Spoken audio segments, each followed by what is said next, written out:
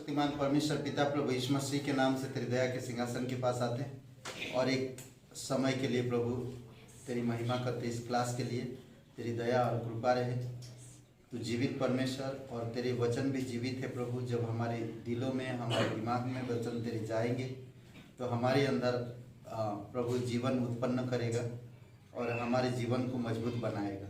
इसलिए प्रभु हम सीखते हैं और प्रभु हम आने वाले समय में तेरे अद्भुत योजना को हम आगे बढ़ा सके और उन्नति कर पाए।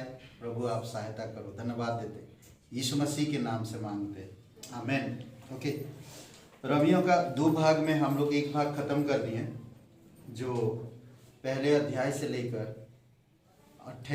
11 अध्याय तक पहला भाग था, जो सैद्धांतिक ना मुख्य विभाजन के रूप में ना जो सिद्धांत के ऊपर था। 1 अध्याय से लेकर 11 अध्याय तक। अब 12 अध्याय से लेकर 16 अध्याय में प्रयोग के ऊपर हम लोग बात करेंगे, किस तरह प्रयोग में लाएंगे, ठीक है। और इसके ऊपर बात कर रहा तो सेवा में प्रयोग होती है। सेवा अगर कर रहे हैं तो प्रयोग। आप सिद्धांत जान गए, सुसमाचार को समझ गए, शरीर की आत्मा की काम को समझ गए। अब आपको सेवकाई में करना, यानी कि परमेश्वर की धार्मिकता व्यवहार में, ठीक है। आप पवित्र हो गए, आप सिद्ध हो गए, आप समझ गए। अब आपको व्यवहार में लाना है, यानी कि सेवा में लगाना। तो सेवा में लगाने के लिए आपको मुझे क्या करना है, 12 अध्याय से 15 अध्याय 13 वचन तक, ठीक है। हम लोग पूरा पढ़ते हैं अभी बैठ के, ठीक है। नहीं मजाक कर रहा हूँ, पूरा मत पढ़िए बैठ के आप लोग, ठीक है। ओके, परमेश्वर ने विश्वास से अनुग्रह के द्वारा धार्मिकता दिया। परमेश्वर ने विश्वास से अनुग्रह के द्वारा धार्मिकता दिया है। तो विश्वासी को किस प्रकार प्रतिदिन के जीवन में इसका उत्तर दे, ठीक है।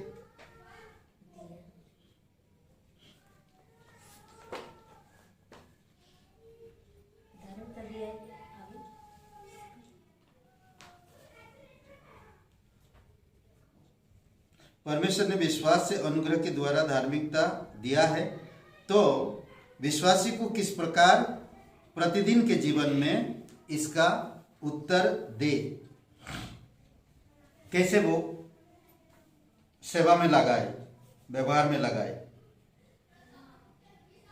इस भाग में पौलुस एक सुझाव देता है, ठीक है। इस भाग में पौलुस एक अच्छा सुझाव देता है कि विश्वासी के जीवन में परमेश्वर की धार्मिकता का व्यवहारिक रूप में उसके जीवन के प्रत्येक क्षेत्र में अनुभव होना चाहिए। हो गया? मैं तो बताते जा रहा हूँ, आप लोग लिख रहेंगे, कोई बात नहीं। जो छूट रहा आप लिख लीजिएगा यूट्यूब में, ठीक है। यूट्यूब में सुनाई नहीं देता, बोलो सुनाई देता है? सुनाई देता है? मच्छर भी आ रहा है, मच्छर का जमाना है नहीं भाई। ओके, पौलुस इस भाग में सुझाव देता, क्या सुझाव देता कि विश्वासी के जीवन में परमेश्वर की धार्मिकता का व्यवहारिक रूप में उसके जीवन में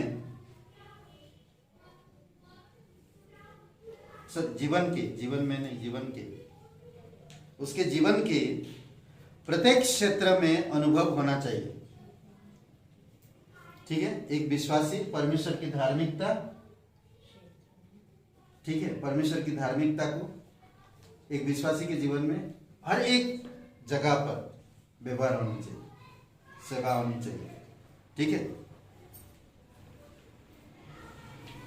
ओके, सबसे पहली बात जो हम कर सकते हैं, ठीक है, और वो है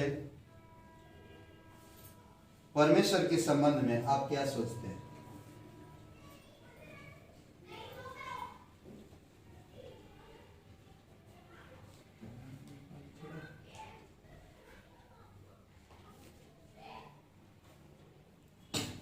परमेश्वर के आप लोग लिख लीजिएगा।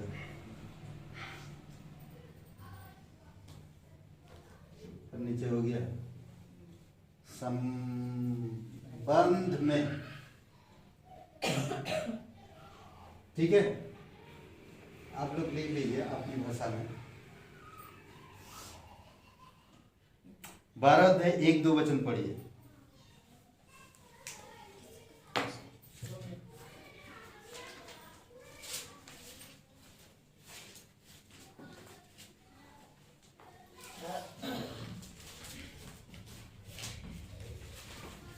अतः हे भाइयों, मैं परमेश्वर की दया का स्मरण दिलाकर तुमसे आग्रह करता हूँ कि तुम अपने शरीरों को जीवित, पवित्र और ग्रहण योग्य बलिदान करके परमेश्वर को समर्पित कर दो।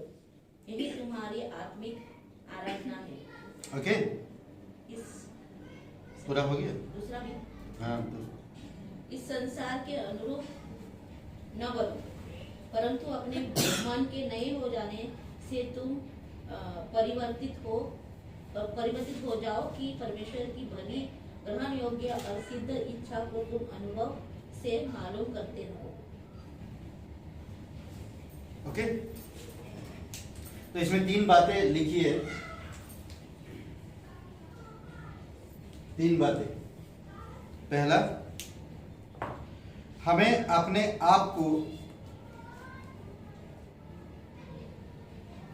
अपने आप को जीवते बलिदान के रूप में उसे अर्पण करना चाहिए।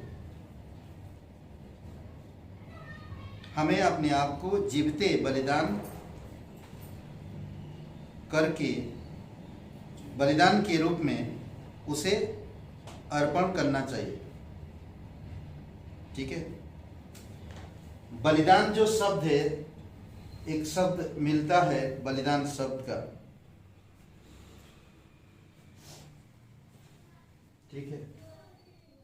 अगर आप लिखना चाहते लिख सकते हैं।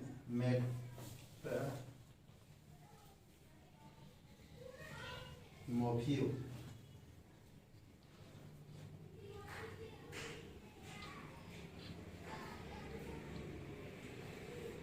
बलिदान, ठीक है। मतलब कि इसमें मेरा कोई और जोर नहीं, पूरी तरह से मैं त्याग पूर्वक ना, पूरी तरह से मैं समर्पित हो चुका, पूरी तरह से, संपूर्ण रूप से, ठीक है। मेटा मोफियो, बलिदान का अर्थ, ये यूनानी शब्द है, ठीक है। आपका जो जीवन आपका नहीं है, आप वो परमेश्वर का है, पूरी तरह से आप उसको दे देना। समझ रहे हैं? ओके। दूसरा पॉइंट, वचन के द्वारा बदल कर हमारे मनों के नई हो जाने के द्वारा, वचन के द्वारा बदल कर हमारे मनों को नए हो जाने के द्वारा,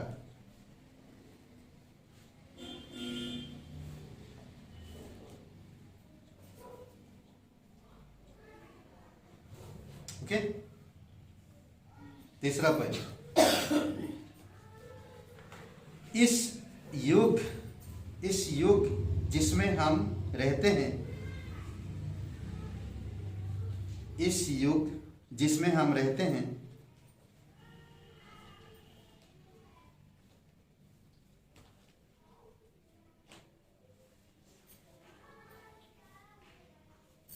उसके मापदंड के अनुकूल ना बनने से कलीसिया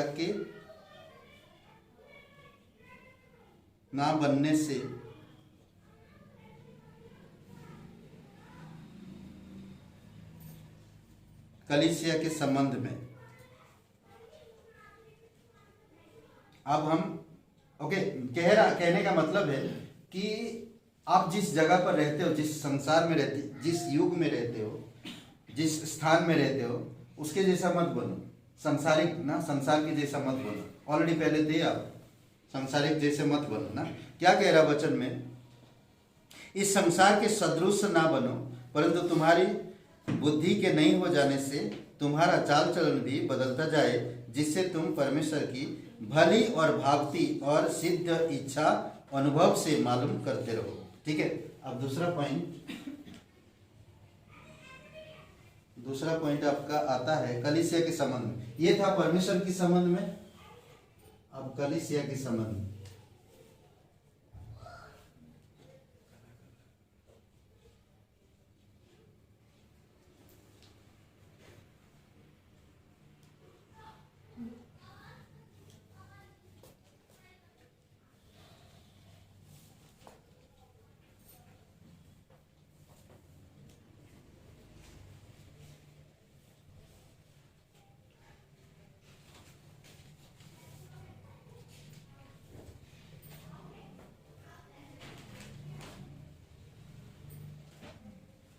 ठीक है,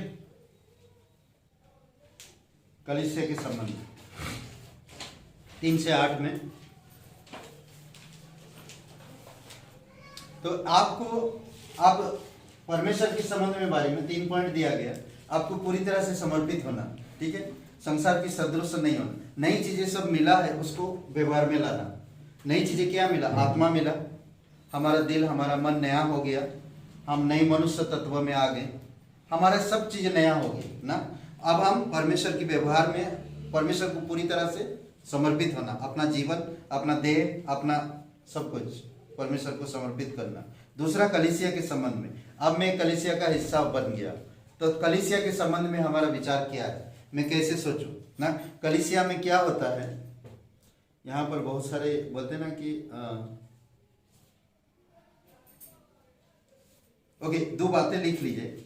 मसीह की देह के अंग होने के कारण, मसीह की देह के अंग होने के कारण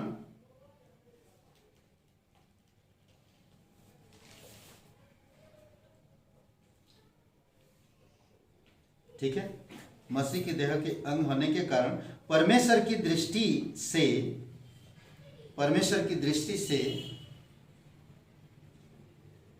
एक दूसरे को देखे,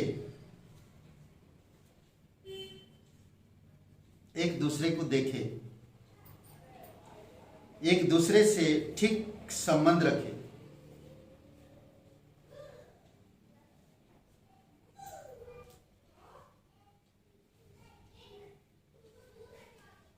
ठीक है, दूसरा पॉइंट, जो आत्मिक वरदान परमेश्वर ने हमें दिए हैं उसका उपयोग, जो आत्मिक वरदान परमेश्वर ने हमें दिए हैं उसका उपयोग।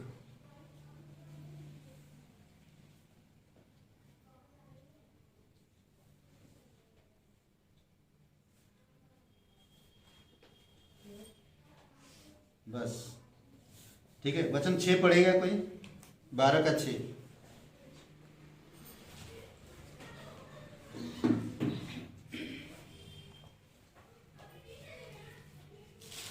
ठीक है, कलीसिया में अलग अलग लोगों को अलग अलग तरीके से परमेश्वर वरदान देता है।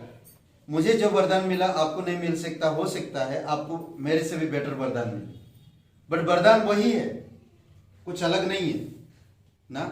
हो सकता आने वाले समय में इस कलीसिया में बेस्ट पास्टर बने या बेस्ट लीडर बने, बेस्ट वॉलंटियर बने, हमें नहीं मालूम ना। वरदान किस तरह से परमेश्वर अलग अलग लोगों को अलग अलग तरीके से परिणामों से देता। 6 वचन पढ़ने से पहले आप वचन 3-4 पढ़ी, 3 वचन पढ़ते हैं, 3 वचन, ठीक है। क्योंकि मैं उस अनुग्रह के कारण जो मुझको मिला है तुमसे हर एक से कहता हूं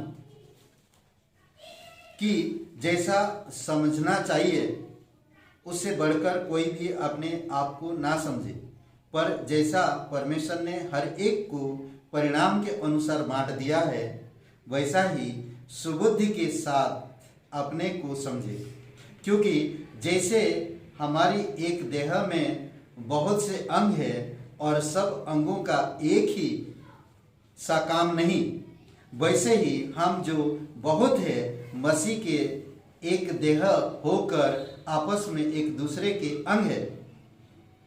जबकि उस अनुग्रह के अनुसार जो हमें दिया गया है हमें भिन्न भिन्न वरदान मिले हैं। तो जिसको भविष्यवाणी का दान मिला हो वह विश्वास के परिणाम के अनुसार भविष्यवाणी करे।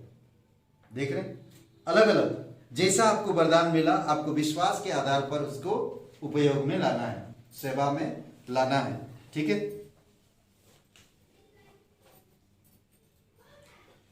तीसरी बात,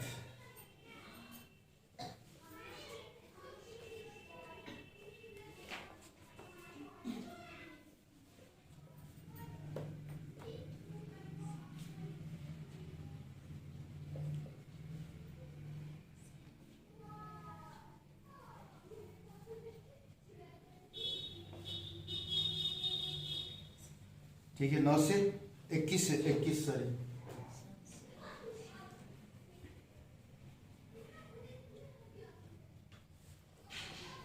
नौ से 21। ठीक है, ओके, 3 पॉइंट लिख लीजिए। इसमें एक चीज दर्शाता है समाज में कैसे आप व्यवहार करेंगे, कलीसिया संसार में ना, परमेश्वर के साथ कैसे व्यवहार रखना है, कलीसिया के साथ कैसे व्यवहार रखना है, आप संसार के साथ कैसे व्यवहार रखना है। ठीक है, तो आपको समझना होगा। ओके, अब इस वचन में पढ़ेंगे अगर 13 अध्याय का आप 9 से लेकर 21 तक, तो इसमें मैं 3 पॉइंट दे रहा हूं, तो आप इस आधार पर पढ़ सकते हैं। ओके, एक दूसरे से प्रेम करने के द्वारा, एक दूसरे से प्रेम करने के द्वारा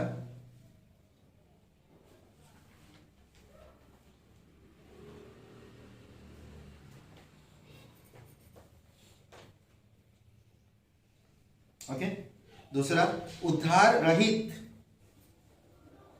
रहित लोगों के साथ, उद्धार रहित लोगों के साथ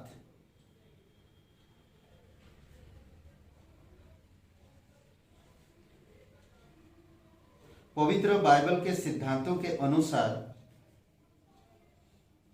ठीक है, उद्धार रहित लोगों के साथ पवित्र बाइबल के सिद्धांतों के अनुसार व्यवहार करने के द्वारा, सिद्धांतों के अनुसार, पवित्र बाइबल के सिद्धांतों के अनुसार व्यवहार करने के द्वारा। ओके, तीसरा पॉइंट,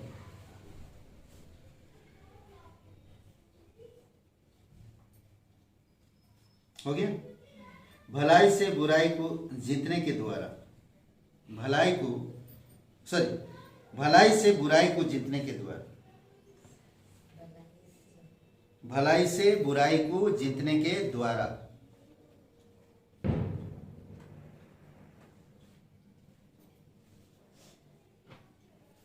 ओके,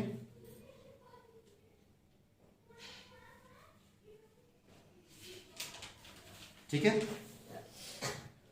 ओके, ये 3 भाग हो गया जो आप इस संसार में रहते हैं। आपका संबंध परमेश्वर से कैसा व्यवहार है, संबंध कैसा है। दूसरी बात, आपका कलीसिया के साथ आपका संबंध कैसा है। तीसरी बात, संसार के साथ आपका व्यवहार कैसा है या संबंध कैसा है। चौथी बात,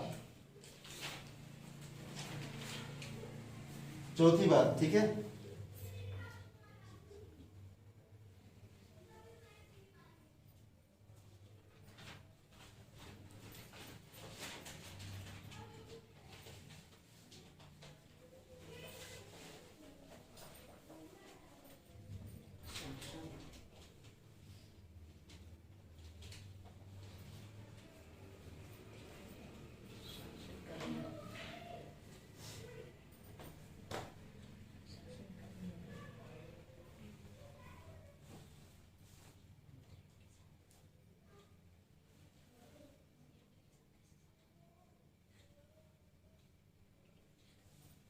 शासन करने वाले अधिकारियों के संबंध में।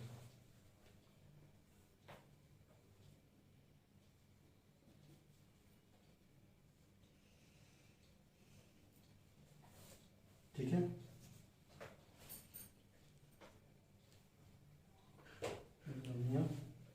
कितना ना।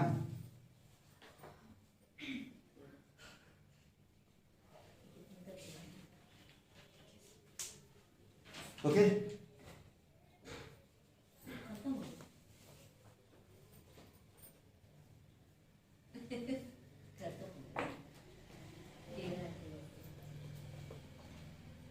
ठीक है। अब आप कहाँ पहुंच गए? कानून कार्रवाई अधिकारियों के साथ, नेता सुभाष चंद्र बोस नहीं, मतलब नेता लोगों के, अधिकारी लोगों के ऊपर, ठीक है। आपका व्यवहार कैसे है ना, बहुत सारे हो सकते हैं, पुलिस हो सकते हैं, अलग अलग लोग जो अधिकारी हैं, तो उनके साथ आपका कैसा व्यवहार है। 3 बातें मैं दे देता हूँ, आप जब पढ़ेंगे वचन तो समझ पाएंगे, ठीक है। इसमें सिंपल कहता है हर एक व्यक्ति प्रधान और अधिकारियों के अधीन रहे, क्योंकि कोई अधिकारी ऐसा नहीं जो परमेश्वर की ओर से ना हो, और जो अधिकार है वे परमेश्वर के ठहराए हुए हैं, ठीक है। जो भी अधिकारी परमेश्वर रखता है वो बुरा करता, उसके लिए सोचो मत आप बुरा कर रहा है, वो परमेश्वर न्याय करेगा, मेरा काम नहीं उसकी वो क्या कर रहा है। परमेश्वर ठहराया तो परमेश्वर जानता, मुझे जो ठहराया मैं वो करूं, मुझे कहा उसको आदर करना, मुझे आदर करना, अगर वो बुरा भी है तो भी मुझे आदर करना। तो ये समझना एक विश्वासी को बहुत जरूरी है। कई बार होता है वो बुरा कर रहा तो मैं उसका सैल्यूट नहीं करेगा, वो बुरा आदमी है, नहीं मुझे करना है, सलाम साहब करना पड़ेगा। तो कई बार हम लोग वही तो प्रॉब्लम करते हैं, हम लोग बुरे थे, प्रभु यीशु मसीह हम लोग को बुराई के लिए इतना महान बलिदान कर सकता है, तो हम लोग एक अधिकारी को जो बुरा भी कर रहा है, मैं देख भी रहा हूँ, जान भी रहा हूँ, तो परमेश्वर ने उसे ठहराया, परमेश्वर जानता, मेरा काम जो है उसको आदर करना, मुझे आदर करना, समझ रहे हैं। तो इसीलिए प्रभु यीशु मसीह कहता ना कई बार ना, क्या बोलते हैं, तुम्हारे दुश्मनों के लिए क्या करना चाहिए, दुश्मनों से, और जो तुम्हें सता रहा, हम लोग नहीं करते। अधिकारी को अगर हम नहीं करेंगे तो फिर कहाँ मसीह, कैसे मसीह ना।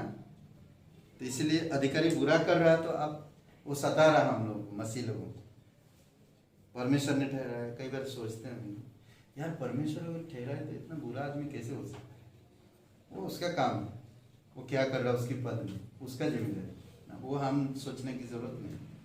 ओके, 3 बातें लिख लो इसमें। अधिकार के अधीन होने से,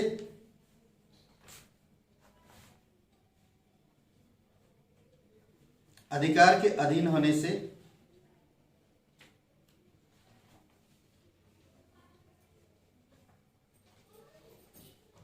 नागरिक और अपराध के तंत्र में, नागरिक और अपराध में तंत्र में, अपराध के तंत्र में परमेश्वर के उद्देश्य की पूर्ति को पहचानने के द्वारा, नागरिक और अपराध के तंत्र में परमेश्वर के उद्देश्य की पूर्ति को पहचानने के द्वारा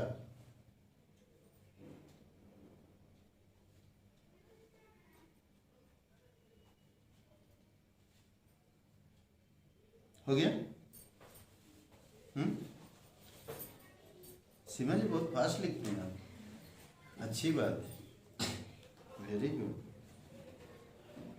ओके, नेक्स्ट, नागरिक होने के कारण अपने कार्य करने के द्वारा, आप एक नागरिक हो तो आपको कार्य करना है। नागरिक होने के कारण अपने कार्य को करने के द्वारा, ठीक है। अब सब हो गया, क्या बाकी रह गया? कुछ बाकी रह गया? परमेश्वर के संबंध में, कलीसिया के संबंध में, संसार के संबंध में, शासन करने वाले अधिकारियों के संबंध में, अब क्या बाकी रह गया? कुछ है?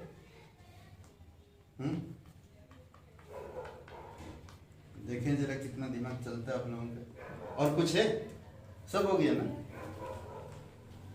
कलीसिया में विश्वासी लोग मिलेंगे सारे, संसार में भाई अविश्वासी लोग मिलेंगे सारे, जो आपके विरोध में खड़े होंगे, तो उनके साथ व्यवहार, अधिकारी, शासन करने वाले, कानून कायदा में रहने वाले लोग,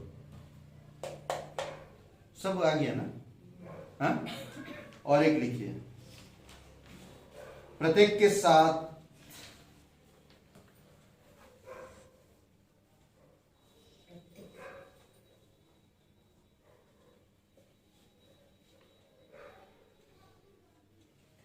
प्रत्येक के साथ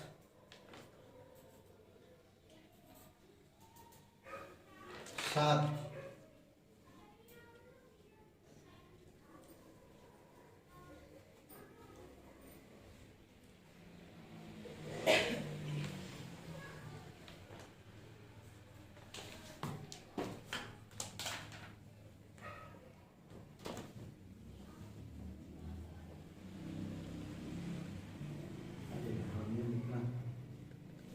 काला हो गया बाल। अरे बार बार लगा रहा हूं मैं।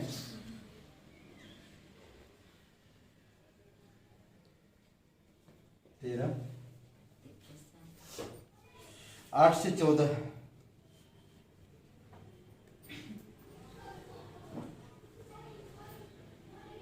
ओके। प्रत्येक के साथ आप कैसे व्यवहार रखेंगे, 2 पॉइंट फटाफट लिख लीजिए। प्रेम की व्यवस्था के अनुसार जीवन बिताने के द्वारा, प्रेम की व्यवस्था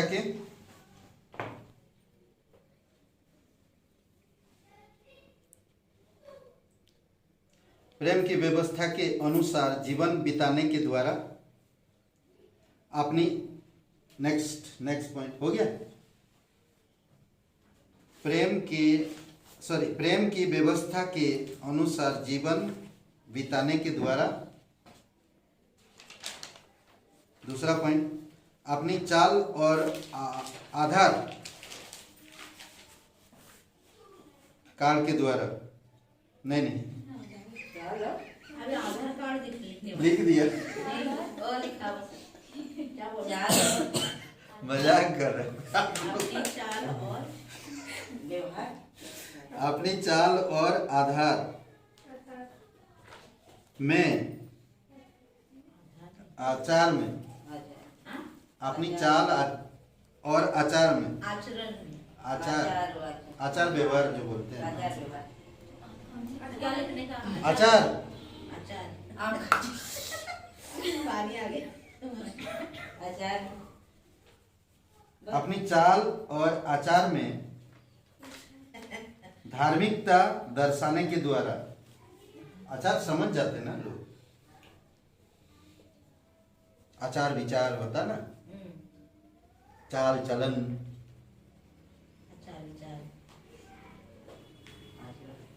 हो गया।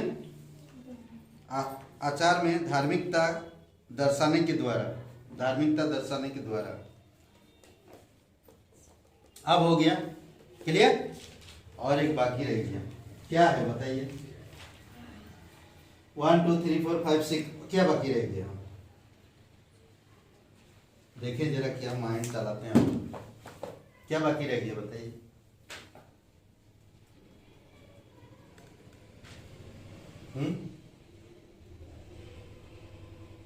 बोलेंगे? कोई तो बोलेंगे, बंद करना है। क्या रह गया? क्या रह गया? हाँ?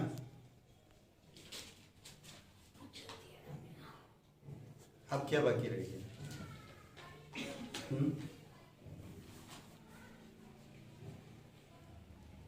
कुछ है और? पड़ोसी है इधर। प्रत्येक में तो आ गया सब ना, प्रत्येक में आ गया ना। हाँ, परिवार बच गया। परिवार तो कलीसिया में आ जाता ना उसमें।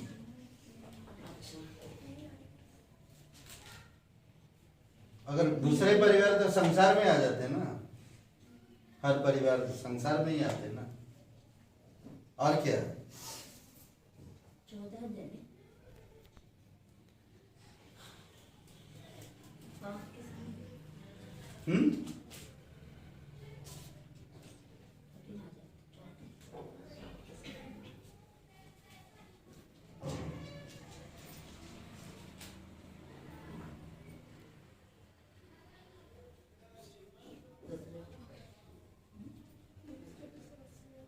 दूसरे भी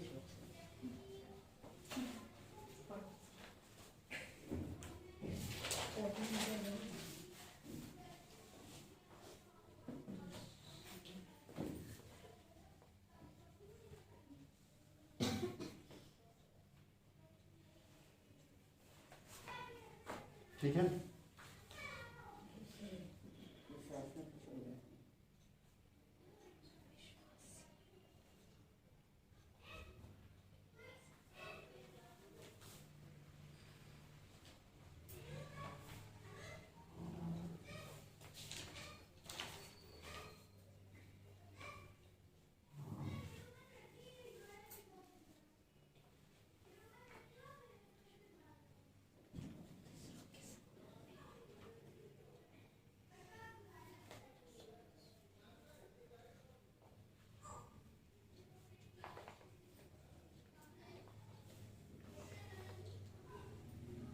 इसमें बहुत से ना,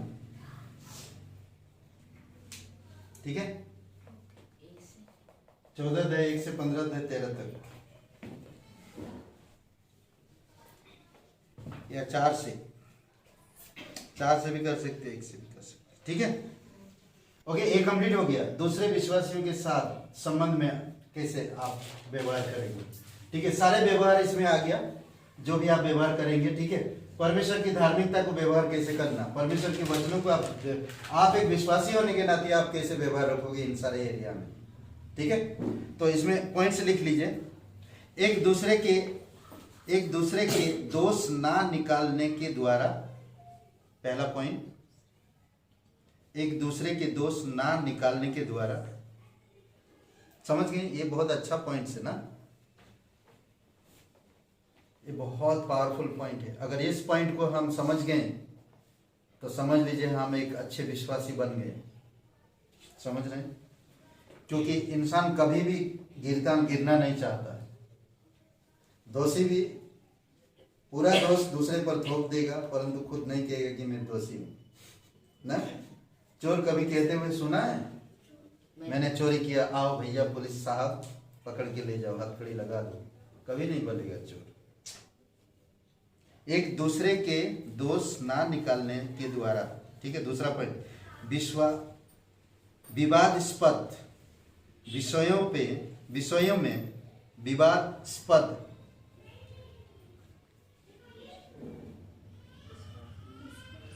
विषयों में विवादास्पद, ऐसा लिखेंगे, लिख पा रहे हैं क्या? नहीं, हाँ, आधा सौ विवाद आधा सौ हो गया। सीमा जी अच्छा है, हिंदी है आपका ना, वेरी गुड, बहुत बढ़िया, अच्छी बात है।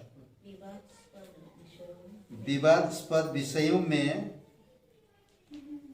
दूसरों के व्यक्तिगत मतों का आदर करने के द्वारा, कभी कभी विवाद करते हैं ना हम लोग ना, तुम मेरा नहीं सुना, जाओ कट्टी।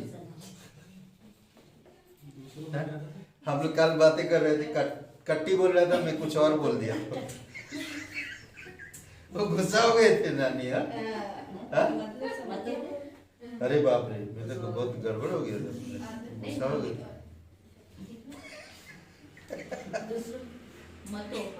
कट्टी बोलने की वजह से मैं और कुछ बोल दिया था भाई, गड़बड़ हो गया। क्या हुआ, क्या लिखे? दूसरों के बात करता है,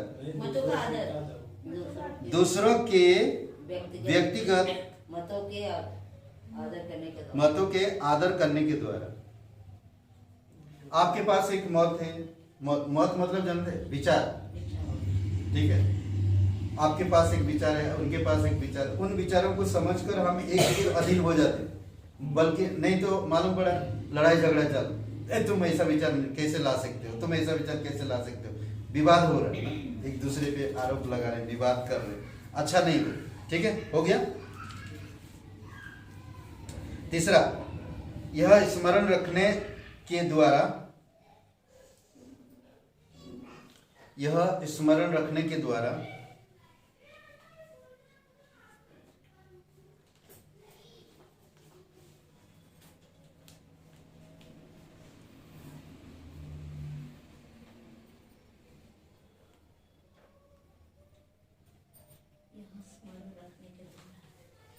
ओके, यह स्मरण रखने के द्वारा कि हमें अपना लेखा प्रभु यीशु मसीह को देना है।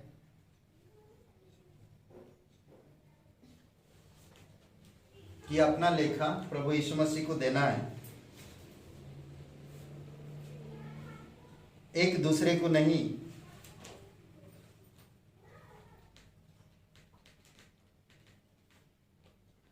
ना, एक दूसरे को नहीं, कमा देकर आगे लिखिएगा, एक दूसरे को नहीं। ठीक है, नेक्स्ट पॉइंट, दूसरे विश्वासियों के लिए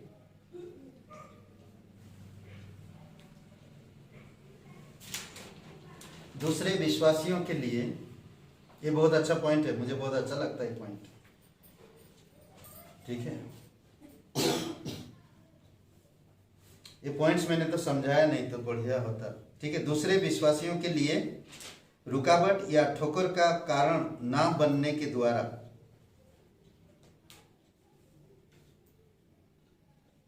दूसरे विश्वासियों के लिए रुकावट या ठोकर का कारण ना बनने के द्वारा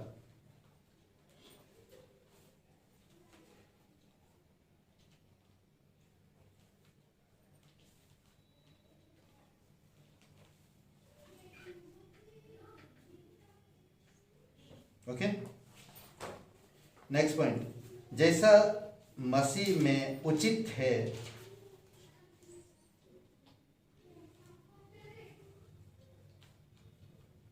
जैसा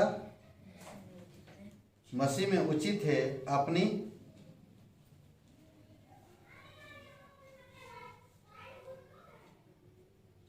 स्वतंत्रता को काम में लाना या ना लाना,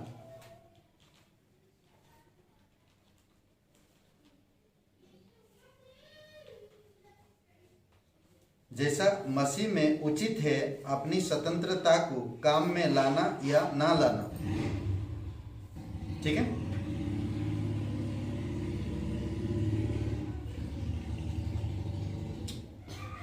नेक्स्ट पॉइंट, एक दूसरे की सहायता करना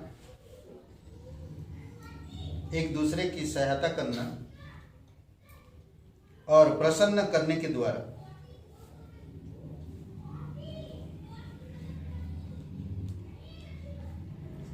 एक दूसरे की सहायता करना और प्रसन्न करने के द्वारा। ठीक है, नेक्स्ट, एक दूसरे को ऐसे ग्रहण करना, एक दूसरे को ऐसे ग्रहण करना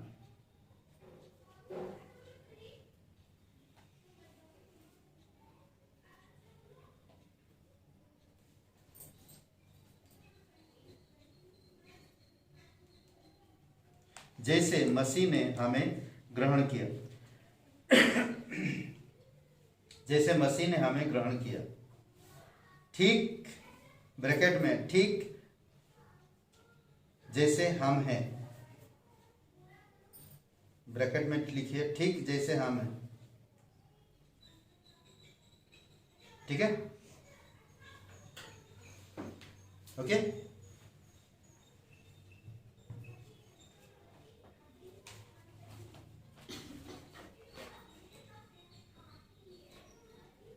ओके, ये हो गया आपका पार्ट, ये प्रयोग में।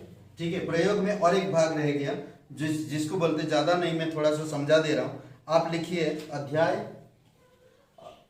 ऐसा लिखिए। ठीक है, अध्याय 15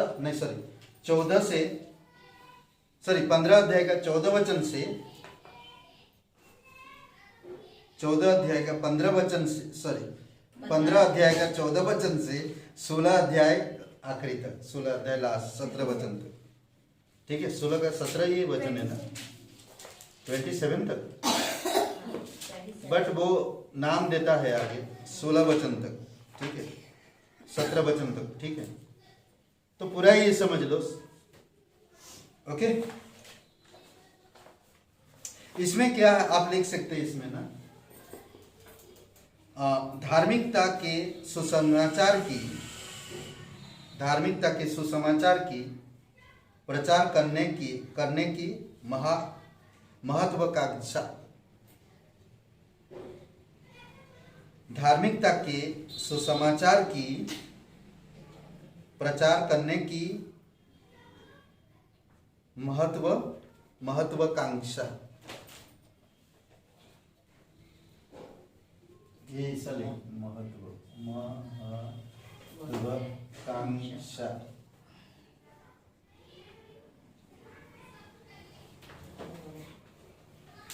ठीक है, ओके। ये हो गया आपका लास्ट आखिरी भाग जो प्रयोग में लाना है। ठीक है, क्या महत्वाकांक्षा है? एक ही चीज, सुसमाचार प्रचार करना है मसीह को। विवाद नहीं, संघर्ष नहीं, भेदभाव नहीं, लालच नहीं, ईर्षा नहीं, झगड़ा नहीं, लड़ाई नहीं, बुराई से हारो मत, भलाई से बुराई को जीतने के लिए पूरी तरह से। ओके, अब यहाँ पर आखिरी बात जो पौलुस इस जगह में आखिरी बात बताता है, ज्यादा कुछ करने की जरूरत नहीं आपको।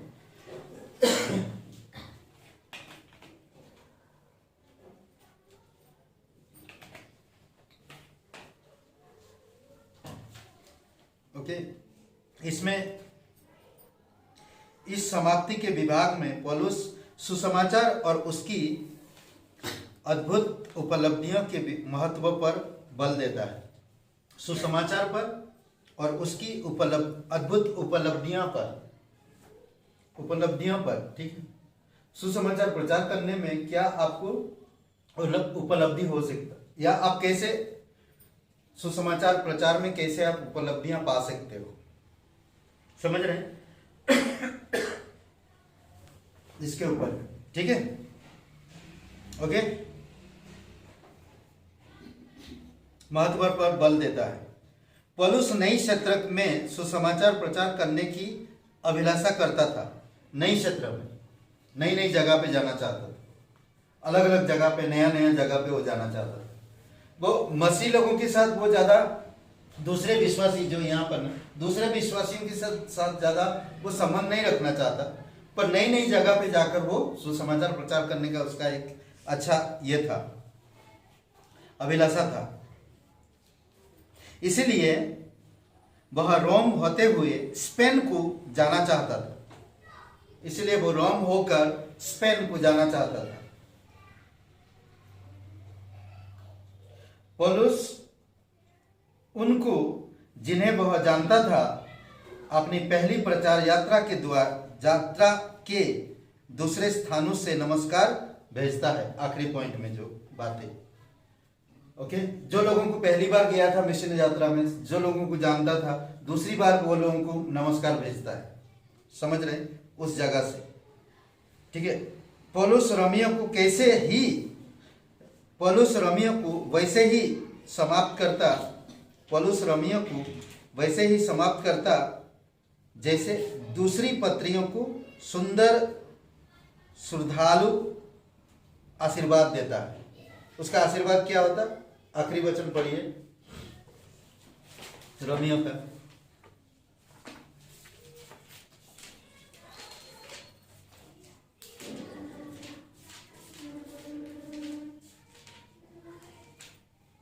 उसी अवधेत बुद्धिमान परमेश्वर की यीशु मसीह के द्वारा युगानुयुग महिमा हो, आमीन। ओके, ऐसा ही वो शुरू करता और ऐसा ही वो समाप्त करता। शांति बाद में वो भी बताता परमेश्वर का प्रेम, परमेश्वर क्या बोलता, शुरू में ही बताता वो। दूसरी खोलिए गलतियों में, देखिए, नहीं कुरिन्थियों में, पहले में। ठीक है, तीसरे वचन में, हमारा पिता परमेश्वर और प्रभु यीशु मसीह की ओर से तुम्हें अनुग्रह और शांति मिलती रहे। आखिरी में वही वचन बताएगा, युगानुयुग प्रभु यीशु मसीह में महिमा होते रहे। उसका एक अच्छा पॉइंट रहता। ओके, ये रोमियो का किताब खत्म हुआ और समाप्त हो गया। ठीक है, ये वचन आप पढ़िएगा, होमवर्क आपके लिए। उत्पत्ति 4:7,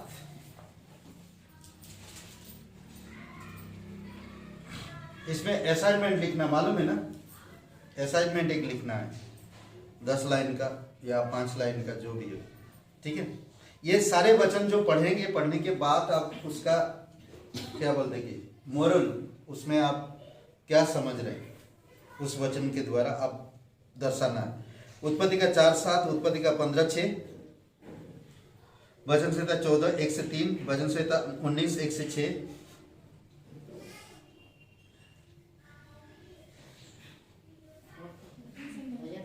वचन संहिता 14:1-3, वचन संहिता 19:1-6, एसाया 45:9, 59:16, 63:7-8 है। एसाया 45:9, 45 का 9, 59 का 16, 63 का 7-8, समझ गए?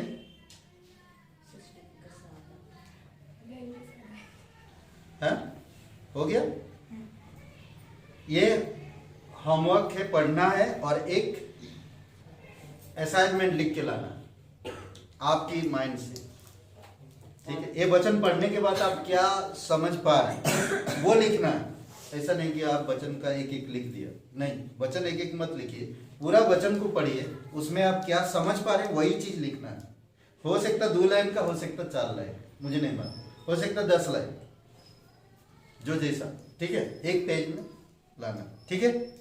और फिर नेक्स्ट टाइम हम देंगे आपको टेस्ट के लिए, कुरिन्थियों में पर चलेंगे, ठीक है। पिता परमेश्वर, धन्यवाद, आपकी स्तुति महिमा करते, अभिषेक करो प्रत्येक स्टूडेंट को, जो लोग भी यूट्यूब में देख रहे हैं उनको भी, सभी लोगों को तेरी दया और कृपा दे, धन्यवाद देते, यीशु मसीह के नाम से मांगते, आमीन। सुन रहे हैं, रोमियो का किताब खत्म हो गया है और मैं जो वचन दिया उसको आप पढ़िए और उसमें आप एक असाइनमेंट लिखिए। जो भी पढ़ेंगे आप जो समझेंगे उसी में लिखना, वो सारे वचन क्या दर्शा रहा वो दिखाना आप एक पेज में, ठीक है। बहुत बहुत धन्यवाद।